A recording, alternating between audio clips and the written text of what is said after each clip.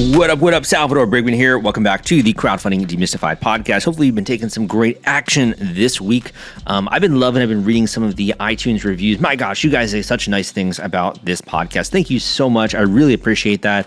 I've been forgetting to talk about that, so I really do appreciate you leaving iTunes reviews. It means so much to me, and just to see that we're doing awesome work. So that being said, I really hope that you're taking some great action this week towards your goals. Whether this is the first time you've been tuning into this podcast or you've been listening to my other ones, that's the number one thing that separates my audience from everyone else, is that we are action takers. We're not just letting dreams, kind of dissipate in our head. We're actually putting it to paper. We're putting it into CAD drawings. We're getting the sucker out there. We're raising money for it, whether it's a physical gadget, a gizmo, or something more creative, a tabletop game, a card game. It could be as well a music project, a film project, right? There's so many different categories in which you can raise money when it comes to a crowdfunding campaign, both on Kickstarter, on Indiegogo, or raising investment capital for your startup using an equity crowdfunding campaign platform like WeFunder, etc. So today's episode, we actually talked with an individual who amazingly was able to raise $500,000 with his Indiegogo campaign. However, that is not the entire story. He's actually a listener of the podcast as well. Guys, this is what I'm telling you. We love having listeners who not only are, great and supportive in that way, but also are taking action and they're raising money successfully with crowdfunding. Like, that is the best testament that what we're doing here at CrowdCrux, that our work is making an impact. And gosh darn it, that makes me so passionate, because that has been my mission since 2012, was to demystify crowdfunding. That's why I started my blog, CrowdCrux. That's why I started this podcast in 2015, to bring on real-world entrepreneurs, to interview them, people that are in the trenches, that are going through the nitty-gritty of what you need to do to be successful, and are sharing it with you, that are pulling back the curtain and telling you exactly what you got to do if you want to raise funding successfully in this industry. So that makes me so happy. And I do, like I said, I think it's a really incredible testimonial that what we're talking about, what we're teaching, works. And I'm so thankful to anyone who's willing to come on this show and actually share that with the audience. It's kind of like a cool karmic cycle, and a nice kind of putting a bow, if you will, on that story when it comes to launching a campaign. So in today's episode, you're going to hear about the actual creation of the product. You're going to hear about, how this individual is able to get this actually out there, raise funding successfully, some of his advice and tips for doing that. And as well, if you've never created a product before, I think you're going to get a heck of a lot of inspiration out of today's show, because that's the exact same situation that today's creator was in. So go and check out some of the other archives as well. We have so many different other episodes in many different categories. The one link I wanted to share with you today before we get into the podcast is that not many of you are aware, but I actually run an online forum that's all focused on Kickstarter. So this is a Kickstarter forum where you can share your campaigns, you can learn a little bit, you can have discussions, you can ask people's feedback and thoughts, and also you can discuss other companies, other industries, other people in the industry, other tools. I think it's a really great place just to be a part of a community. And that's the number one thing I want to really provide to people. It's not just like a one-way street of a podcast, or you're a fly on the wall listening to someone, right, share their story, but you can also participate in the community. So if you're interested, go and check out kickstarterforum.org. That is a free online forum where you can discuss. We do have a rule there. You have to post 3 times, maybe saying something positive or something good about someone else before you actually create your own posting. Great, guys. Let's get into today's episode, and we'll be talking about how Goat Modular Multi-Tool was able to raise $500,000 with crowdfunding, and it's coming up right after this. Hey guys, welcome back to the Crowdfunding Demystified podcast. Today we're speaking with the creator who's attracted more than $500,000 on Indiegogo for Goat Modular Multi-Tool, and also ran a successful Kickstarter campaign as well. Really cool, game-changing, fully customizable plier-based module multi-tool with interchangeable components. And guys, we are lucky enough to have the creator here himself. Michael, welcome to the podcast. Thank you, Salvador. Excited to be here. It's one of the only podcasts I've actually ever listened to. Definitely, man. I didn't know you listened to our show. That's pretty cool. It's been a while, but when I was in the development and doing a lot of transit for work, I was listening to it in the car every day. That's dope, man. Love it. So as you know, when it comes to this show, one of the things I'd like to kind of understand first is kind of more about you, right? Maybe you could just tell the listeners a tiny bit about your product, and we can kind of start there. And also we'll get more into your story. Absolutely. You want the story first, the product first? Let's go through the product first. Yeah. All right. So I grew up on MacGyver and love multi-tools. I used to have one attached to my bike. Unfortunately, it got stolen, and I was searching the internet trying to find one that I liked. And it's kind of a pick and choose of which tools in a multi-tool you're going to get. And I was trying to find one. I was like, all right, let's see which ones I can customize to just pick and choose whichever ones I do want. And it didn't exist. And I was in college at the time, in between classes for aerospace engineering. And I was sitting in my car, and I was like, I wonder if there's a way to make a modular pivot. And this was just a thought exercise to see if I could figure out how to do it. Just engineer it real quick. And I started to get close to figuring it out. And I was like, okay, that's kind of cool. It is actually kind of possible. And the more I searched to see if anybody else had done it, now that I had like different search terms, I still couldn't find it. But like you'd find a bunch of Reddit articles and forum posts and all of these other things. People was like, oh, I wish this happened, or I wish this existed. And I was like, all right, so I'm like 60% of the way to making it work, and there's definitely a market for it. So I started doubling down and getting deeper into it. Got a functional prototype, took on a job so I could fund it because, yeah, metal prototyping is expensive. So I spent about 5 years learning how to design everything in CAD, tweaking the design, building up like a small following, prototype run after prototype run, until finally we got to the point where we could do the crowdfunding on Kickstarter, and kept tweaking and changing it along the way because I was trying to do market research. People were like, oh, what about this, that, the other? And I got real excited because I agreed with all the suggestions. So I kept trying to like add things to it, make it better and better. And then I got to the point I was like, I have to launch this or I'm going to go broke. So it's like, all right, we do it now where it's still like, it's a great product. And it was like, and it's designed to be modular and upgradable throughout the lifespan of it. So it will improve over time. Nothing in this world is perfect, but I definitely extended the development probably a year or two, just trying to incorporate every last idea people gave me, which is impossible to be realistic. Is this the first product that you've made, or have you also like tinkered with others and had different ideas when it comes to that? No, this is my very first product, which is one of the many hurdles of this entire process. Yeah, for sure. And you're learning so much as you're going. You're teaching yourself CAD, which is like huge, right? And you're kind of going there and getting what it needs to when it comes to the prototype. So it sounds like you spent a lot of time really getting something to the best of your ability, right? So when you were thinking about this, like, why did Kickstarter enter the picture? Why did you choose to unveil it that way? I'd actually been on Kickstarter, not as like a campaign manager or anything, but I'd been like pursuing Kickstarter campaigns, backing a few different things ever since like 2012. So pretty early on in like the days of crowdfunding. It was something that fascinated me. So like once I had like a product in mind, I was like, that seems like the perfect way to launch it. What did you like about it so much? And yeah, that's definitely the early days, right? It's super exciting. Yeah. What I liked about it was like the low cost of entry. Because even just doing like what's a small run for like my tools, like 3,000 units, costs like hundreds of thousands of dollars.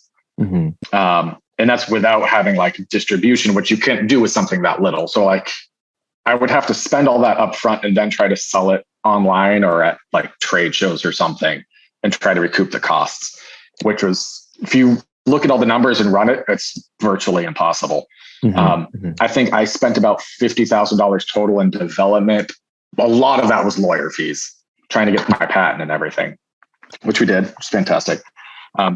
Congratulations. But $50,000 still sounds like a lot of money for market entry for a product.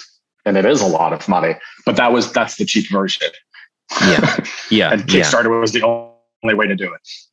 So you've been backing campaigns since 2012. You've been working on this thing for a super long time. You've gotten to this point, right? What was kind of going through your mind, or what were you feeling the night before you went live with the campaign? I'm trying to remember if I slept at all. I was excited because we had a lot of people that I knew wanted it, and I built up a list because we were in development for about 5 years or so. So I had a lot of people that were standing by ready to back it. I knew we were going to make campaign goals I was worried about that. But I was excited to see like how far it would go. What made you so confident that you were gonna hit your goal? So what a huge suggestion, don't hide whatever you're building. Don't hide it until the last moment to release it to the world. Let people follow along all the way. The earlier you can let people know about it without risking intellectual property, the better. So like as soon as I had like my provisional pad, I posted some of it on like multi-tool forums and let them see what I was developing. And everyone was really excited about it. Everybody loved the concept. Not everybody believed that it would actually come to fruition or was functional. But there was no naysayers besides they were hesitant about whether the actual mechanics would function as advertised. So once we had like a promo video and people could see it, then it kind of clicked. A bunch more people jumped on. Yeah. And right now it's just people that want to be able to like direct sale it. They want to see it in people's hands. So all the people on the fence right now are the ones that are like a little hesitant about crowdfunded products. Yeah, I can totally understand that. And, it's hard to bring a new product into the world. So, I mean, you rocketed past your goal on Kickstarter. You got had a 20K goal, right? You ended up raising around 200K or just under that. What did that feel like at that moment when you really closed off the campaign and, you're moving into fulfillment? Like, what did it feel like to really hit that milestone? Once we hit goal, that was fantastic. During campaign, it's a lot of answering questions. It's pretty much all day, every day, you're trying to engage with the community. After the campaign ends, you're like, all right, now I can focus on dealing with my manufacturers and setting up fulfillment, paying whatever marketing team that you had. It goes a lot back into like the office work side of things. It's exciting, but then it's a whole new like realm of things that I haven't had to do before. So like development was new to me. Running campaign and dealing with a whole lot of customers was new to me. And now I'm dealing with like manufacturers and freight and ad spend and marketing. And then I have to transferring everything over to BackerKit. It's a little overwhelming, but it comes in slow waves. So as long as you don't look at everything you're going to have to do over the entire process at once, that'll scare most people off. They're like, oh, I can't do all of that. It comes in waves. So you can just deal with a small wave at a time and eventually get past the surf and ride a wave and enjoy it. So kind of for you, when you see that big of a number, right? And I think for most people, like hearing about a 200K or just under 200K campaign is like, geez, that's massive, right? Like when you see that, kind of what you see is like, oh, now I have to fulfill all that, right? Now I have to figure out logistics, and like your mind is kind of going into more of like a problem solving mode. Yeah. So a lot of people, like, they'll see like the full number. They're like, oh, like it's 200K gross. Like, that's amazing. You're like, well, I've already dropped like 50 grand of my own money in there. So then that comes out of it. And then there's the Kickstarter fees, which comes out of it. There's the credit card processing fees, which comes out of it. I think my marketing ad spend was about 30, which came out of it. And then there was the money that BackerKit helped me out market and everything. So they got a percentage. Number dwindles down pretty fast, which is a little worrisome once you start paying it all out. And you're like, oh, I didn't actually really make a whole lot of money. But it is like, it's market entry. Most people aren't going to like run their Kickstarter and retire off that one production run. It's supposed to like create something, at least in my experience with my type of product. Obviously there's a lot of different genres on Kickstarter. Yeah, for sure. So, I mean, this kind of takes us to the part in the story where I think a lot of people experience challenges, right? When it comes to fulfilling and getting the product to the next stage. You went on to Indiegogo and you've absolutely crushed it, man, on Indiegogo. Like you're at now 544K, right? Before we talk about that and, more of your experience, is there any lessons or tips you want to share on the fulfillment side or things that you've been learning here? Throughout the entire process, I would say if you can partner with people or hire freelancers or just hire people if you have the funding for it that are experts at something you need, even if you can learn how to do it, I would go back and do that instead. Because I'm very confident in myself and being able to learn how to do things. I'm like, all right, I can figure this out. But I will spend so much time learning something new that I'm only going to need like once or twice just to do it myself, that it would be way more cost effective and time effective to just get an expert that could have knocked it out in a day. And a lot of that is design work, and marketing and ad spend and all that. So like right now, especially with like logistics, this is one of the things I learned. Like, I'm not going to have all of this in my own home or garage or warehouse that like I'm spending my money to lease.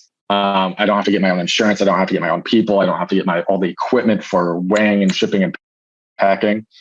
I'm going to pay a little bit extra and have a professional logistics company handle it the entire way. It's going to be way more accurate. It's way less stress on me. It's a little bit more money, but it's worth it. Yeah. And I think actually you pointed out a really key point there, which is the fact that if you're only going to use something once, right? Unless it's like a really big upside, it's probably something you should consider who else might already know how to do that, right? Because it's like, would you really learn a whole new a skill set if you're just going to use something for a very quick amount of time, right? Or it doesn't have a big payoff? Precisely. Like learning CAD design, absolutely necessary for me in this company moving forward. Like I can't be running a multi-tool company and like adding new designs if I don't know how to do it. Yeah. And there's also that kind of thought of like, well, I could learn this and I could be pretty like average at it at best, right? Or I could have someone else do it who's like way better than I am, right? Precisely. I think I had that realization too when it comes to design as well with that skill set. So I mean, you are continuing to run this on Indiegogo. Did it surprise you that you literally more than doubled the amount you raised there? Like, I find that surprising. Did that surprise you? Yes and no. If you look back at like the month that it hit, for the longest time it was pretty slow. Like it was just trickling in. And I touched on this earlier about once it hit customer hands. We had the initial test run. So with all the final manufacturing equipment, we did like a small run of 100 units to see if we were going to hit any problems, like quote unquote large scale. Once you hit like 100 units, you can tell like, all right, what's the percentage of mistakes you're going to hit with these different components and whatnot. And then you pause it, really do a deep dive into quality of everything, make any tweaks, and then you do like the multi-thousand run. So we sent out those 100 units to like our first backers and everything. And a couple of them have YouTube channels. And to clarify, we didn't send them to YouTube channel specifically. They've been following us from the start because they are multi-tool channels and they were like one of the first 10 backers. To clarify, there was not a preferential treatment. But as soon as they got it in their hands and they put it on YouTube and people were like, oh, this isn't just from the company, this is from like real people. We went from like $3,000 in sales like the month before to like 90,000 in like 2 weeks. Wow. So it's one of those big hurdles. That's massive. Yeah. So it's the first time people see it, you'll have a big jump. Once people see like final versions of it, you'll have a big jump. And then once it's in people's hands, big jump. And then once you're like just direct sales, where it's no longer a pre-order thing. Were you encouraging people to share this, or was this something they just kind of did organically? This is something they did organically. Because again, it is like these people, it's only like I think 2 channels that have posted it, but their YouTube channels are about multi-tools and EDC gear. Yeah. That's one of the coolest things as well, is the fact that, people who actually use the products on a general basis, that category of product, like if they're saying nice things, you did something right. It's not just like a random person. It's like this guy has a specialty with that. That must have felt like amazing, I'm sure, just like to have that validation. It's also terrifying watching like your baby like out in the world, sending it off to kindergarten for the first time. Yeah, I can imagine. And obviously, no product is perfect. There's always improvements that can be had and you can grow from it. But just to even get that into other people's hands and have YouTubers reviewing it, like had you not gone down this path, that might not have happened. Oh, absolutely wouldn't have. Yeah. If you're worried about the fulfillment and shipping part of your Kickstarter campaign when it comes to getting out all those perks and rewards to your backers, rest assured I've put together a complete Kickstarter fulfillment and shipping checklist for you, and it's free. This is sponsored by the folks at Fulfillrite, and they thought that you should have this checklist as part of your arsenal going into a crowdfunding campaign. If you want to get instant access to this checklist and it's free, you can go to fulfillrite.com/checklist. Again, that is fulfillrite.com/checklist, fulfillrite.com/checklist. Just go to that link and you can download it immediately. So, thinking about this journey that you've been on, was that the moment when you were like, this is all worth it? Like, when did you really know that this was the path you should be on? I think that you might have hit the nail on the head. I think that was the moment, was once it was in a customer's hands and seeing how many other people got excited from somebody that wasn't personally associated with me talking about it. Because there was always gonna be in the back of your head. I was like, all right, like, is all the feedback I'm getting from like close friends and families and people that I see face to face, like, is it filtered? Like, are they just trying to be nice? But once you send it to like a third party that has no allegiance to me and they say good things about it, I'm like, all right, it is real. It is good. Yeah. I mean, there's always that skepticism, right? And like friends and family, there's a personal relationship there, right? So it's kind of sometimes a little bit filtered, like you said, in that way. But yeah, I can imagine getting, not only having like people back it on a screen and seeing your funny mini grow up, but then beginning to actually see it in real people's hands. It just like kind of hits different emotionally, you know? Absolutely. So out of curiosity, I mean, you seem like a really smart guy. I mean, you went to engineering school, right? As you mentioned, and you could do a lot of different stuff. Why do you feel like you gravitated towards wanting to create your own thing? Like, why is that something that's been on your mind so much? I think I always liked creating things when I was younger. And I think it was one of like the grade school questions, like, what do you want to be when you grow up? And I had like some book on inventors, like early 1900s inventors. And I was fascinated with it. I was like, I want to be an inventor when I grow up. And I don't think I really comprehended what it meant back then. And it still doesn't feel like the right term. Like, I have a patent. I'm like, yeah, I think like a light bulb or like the aircraft. I think like these massive, like world-changing inventions. So I hold like the word inventor to a really high standard. I don't feel like I fit it yet. But I think by most people, I qualify. Why was that something that caught your attention so much, do you think? I think it's just one of those weird things that your mind gravitated towards at a young age and just held on to it. I grew up on MacGyver, who fixed things out of nothing. So he was kind of like recreating, but inventing things out of different stuff. And that always just fascinated me. And I think that's probably, yeah. I think the multi-tool component as well, like as a guy, you're kind of just expected to like know how to fix things, right? And it makes you also just feel like a boss, right? To be able to whip out something and like do a job, right? And have the tools necessary to do that. But you can't carry around like a whole toolbox, you know?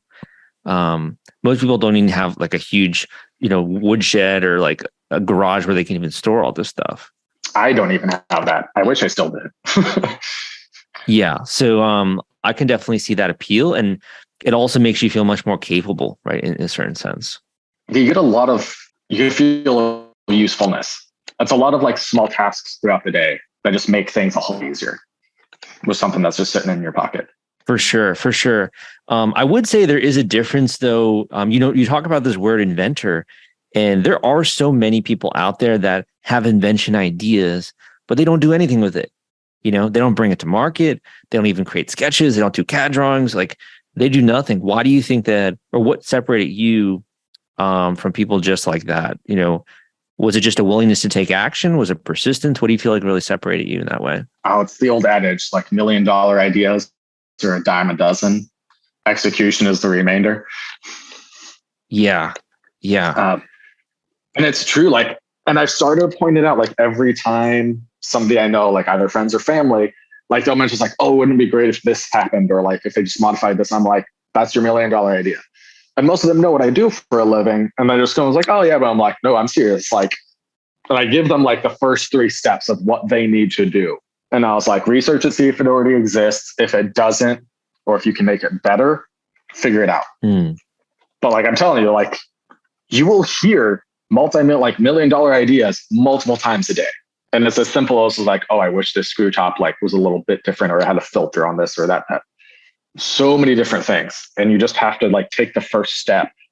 But most people, like, they forget about it at the end of the day. Yeah, I would also argue that I think you show kind of an unwavering level of patience and persistence. I mean, for someone to work for multiple years on a product, I think is kind of rare, right? Most people are kind of going from thing to thing. They have one idea, they go to the next one, they go to the next one. You really stuck it out, right, with this one. I did. And I honestly, it might have been Stockholm Syndrome at some point, but like, it was the longer I'd worked on it, the more money I had dropped into it. And then it felt like a disservice to myself if I ever did like drop it, if it got too challenging. I was like, all right, well, past me has already spent so much time on it. Am I really going to like betray my past self by just giving up on it? or like selling it off or putting on the back burner until I forget about it. Yeah, for sure. So if you can hold yourself responsible to yourself, it helps. Yeah, that's definitely a quotable one. So people that are now looking at this, I mean, you've gone through this journey of not only launching a Kickstarter, bringing a product to market, launching Indiegogo. What kind of message would you pass on to other people like you who have this passion and fascination with maybe making their own thing, right, and raising money for it? What message would you pass on to them? You're going to run into a whole lot of hurdles, and everything's going to take way longer than expected. Even from like professionals on like the timelines they give you, just don't give up when you start hitting hurdles and everything else. Just, they're going to be there. It's inevitable, but you can get through it. Like every time you hit one, just figure out what you need to do, keep moving forward. It's a forest through the trees type of a thing. Like, don't get freaked out by the forest. It's just a bunch of trees. You can walk in between the trees. You get all the way through. I think that's a very powerful message, and just being aware that those hurdles will come up, even it makes it less scary when they do, right? It's like, oh, okay, this is just another problem, right, that I got to solve. Yeah. One other question I had on that is, do you have any things that you feel like you learned that aren't out there publicly? With so much like Googling nowadays, some basic knowledge. Do you feel like there's any kind of tricks or secrets or things that people don't really know when it comes to crowdfunding that you would want to shed a light on? I'd say the biggest thing that I learned, like for just overall crowdfunding, is communicate with your backers. And it's something I've realized Indiegogo requires campaigns to update every month. Kickstarter does not do that, and I don't think they have any requirement on Kickstarter. But since I had to do it for Indiegogo, I was supposed to get on both.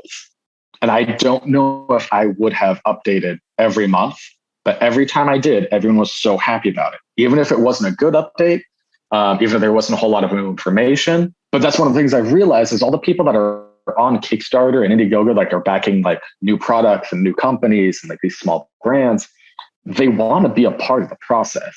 Like it's like tuning in your TV to watch how it's made. They want to see behind the curtain and they want to be included. So it doesn't even matter if it's good news, bad news, or minimal news. Like if you just was like, oh yeah, like we sent an email and this is what we got back, blah, blah, blah, blah. All of it seems really boring to me in the grand scheme of things, but they want to know. They want to be a part of it. So by all means, like anything and everything you can share with your backers, do it. And what I was saying earlier is like, as early as possible, like as soon as you decide you're going to be running a Kickstarter, set up your social medias, set up like your email list and start communicating with people and like, hey, like this is where we are in like development stages, and show them your sketches and show them who you're talking to like make things, or how you're going to market it, or what like the future plans are, like when you're going to be running the campaign, and like ask as many questions, because like you'll assume what your target market is. Sometimes you'll be wrong, and you might assume what they want to see in the campaign, and you might be wrong. But if you're communicating them so far ahead of time, they will help you create perfect campaign. And when you have that perfect campaign, it will pull even more people in. I love that. And I kind of liken it as well to like when you're watching one of your favorite sports teams, like you just kind of want to be a part of the process. You don't necessarily want to be out there on the field playing the game in the rain, but you want to be there like cheering them on, and you want to hear what's happening behind the scenes, or even if you love movies, right? You want to understand like how the movie was made. Absolutely. It gives a better sense of community. Yeah. Awesome, man. Well, I know that you're going to be launching this very soon with your own online store. Maybe you can tell us where people can check this out and how can they learn more about that? All right. Depending when you listen to this, the URL won't change, but where it directs to will change. So if you go to www.goat.tools, TOOLS, that is the extension. Goattools.com will also work, but our main is goat.tools. Right now, it will take you to Indiegogo, where we're running pre-orders. In the next week or two from this recording, we will be transferring everything over to our own storefront, and we will be doing pre-orders and direct sales for whatever we have in inventory directly from us. And we'll also have... Very cool. Yeah. All the information about like the products, the warranties. We'll be running surveys about what people want next, because this is a continually expanding product line. So there's a newsletter on there if you want more information without putting any money down, and you'll be in the loop. That was actually one of my next questions, which is, if you were to project yourself in the future a couple of years, you just kind of discovered FIRE, which is you discovered how to get something out there, how to get it funded, how to build a community. You discovered a lot of valuable skills. What do you plan to do with these? You're going to be launching a new product? You're going to be doing another company? What do you think? Probably not another company, because this one is full time. But we do have, since this is like a 2-handle player-based multi-tool, we've had a lot of people ask for a single handle Swiss Army style. So that's in the works. And if there's one thing I've learned from this, it takes about 2 years from design to launch. But that's probably the only thing we would run another Kickstarter campaign for. Everything else, as we'll be adding new tools, new like blades, new finishes, individual components, we'll be running ads for which people want the most. And we'll be adding those directly to our website until we launch an entire new multi-tool. Very cool. Very cool. Well, my final question here, and thank you so much for your time. My final question here, and we can end on this note, is you can either end with a final tip that you'd like to share about crowdfunding. You could end with a quote, which you'd like, or a word of encouragement for other creators and people out there that are trying to launch campaigns, anything along those lines. And we can end on that note. I firmly believe that anybody can do it. Everybody I know has had multiple like ideas that are worthy of raising like millions that you could see on a store shelf in Target. And any question that they ever had or thought they couldn't do was easily Googleable, because that's a word now. You could find the answers. Everyone has the ideas, and you can find the answers to do it. And there's ways to get through every hurdle. You just gotta take the first step, figure out what the second step is, and Google any problems that you might have. Awesome, man. Great message. Thank you for being a listener of the show. Thank you for coming back on and sharing your story. Really appreciate it, and can't wait to see if you end up doing another campaign. Awesome. Thanks, Salvador. Thank you for listening to this episode of the Crowdfunding Demystified podcast. Again, my name is Salvador Briggman. On this show, we bring to you real-world entrepreneurs. We demystify the process of raising money. And I love you guys showing up every single week to be dedicated and studious about this, to really be dedicated to getting the right information, right? Getting access to it, surrounding yourself with the right people. There's so many great sayings out there, and one of the ones that sticks out in my mind is that really you're the sum of the 5 people that you surround yourself with most. And sometimes, I'm just gonna be honest, you might be in a location in this world where it's hard to find other creators, where it's difficult to find other inventors or entrepreneurs, or inspiration is hard to come by. But the cool thing about episodes like this, podcasts like this, and the internet is that you can actually easily discover those people. You can easily listen to some of these other success stories, surround yourself with these success examples, and not only be motivated, but by walk away from these episodes with actual tactics, strategy, know-how, resources, and the right information to improve your results, to turbocharge your campaign, and to smash through your campaign goal when it comes to Kickstarter. So kind of in the spirit of this, I'm going to share 2 links that I think are going to be useful for you. The first one is for anyone who wants to be on the cutting edge when it comes to what's working right now with crowdfunding. I have a great crowdfunding success newsletter called Killer Crowdfunding Tips, and I send this thing out weekly. So if you really want to be on the cutting edge, and also with any kind of announcements I have going on, sometimes I'm running like group coaching sessions and that kind of stuff, and other programs and interesting stuff that you might find useful to you and practical, you can go and check out this newsletter at crowdcrux.com/newsletter. Again, that's crowdcrux.com/newsletter, crowdcrux.com/newsletter. And when I hear newsletter, my gosh, that does sound very boring. But honestly, I would think of it more as a distillation of my best stuff and the stuff that I'm discovering that's out there. So I kind of condense this into one simple value-packed email that I send to you on a weekly basis of what you should be looking at least what I think you should be looking at as it pertains to crowdfunding. So again, go and check out that at crowdcrux.com/newsletter. And finally, in the spirit of not only teaching, education, and inspiration, this is kind of why I started to introduce coaching into the crowdfunding industry. Before I came along, this did not exist, my friends. The people that were being successful were really just talking about this behind closed doors. And you know what? I stood up and I said, no, this needs to change. We need to have something that's different.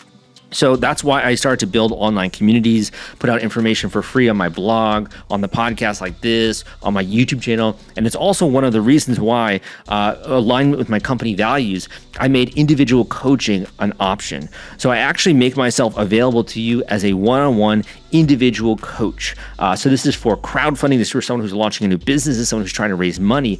And you really want to, I think if you're doing a campaign, you want to do it right. You're spending so much time, so much energy, so many resources trying to get this sucker out there and trying to raise money successfully. Why not have a trained eye assess this campaign, assess your marketing strategy, tell you exactly what you're doing wrong or what you need to do in order to have that radical shift to be able to hit your potential when it comes to your crowdfunding campaign. Not only do I do that, but I also introduce you to other resources you probably don't know about, introduce you as well to other people in the industry. Some of my coaching students end up working with me long-term or working with me in different capacities when it comes to my marketing agency.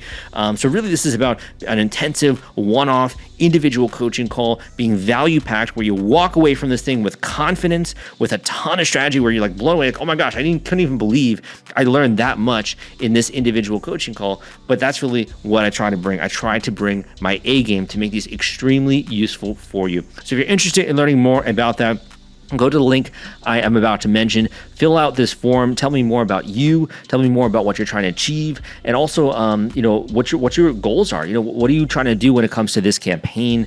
Tell me more about your product, and the more information you can provide, the more that we can have a comprehensive coaching session. Go to this link at crowdcrux.com/coaching.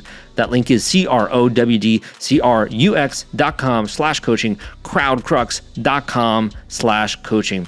And if you're at all on the fence, do not put this off, my friends. I'm telling you, I can have such a powerful effect even in the early days of a campaign. In the same way, if you had this golf pro who was walking up to you and just slightly adjusted your swing, all of a sudden it goes from hitting it maybe into the gutter or hitting it into the lake or hitting it into, the sandbox, to being able to have that straight line drive right down the fairway. It's just a small change at a very early stage that can make a massive difference in that ball's trajectory. Thank you so much for listening to this podcast. Again, my name is Salvador Briggman. We got a great episode coming up next week, and I will see you next time.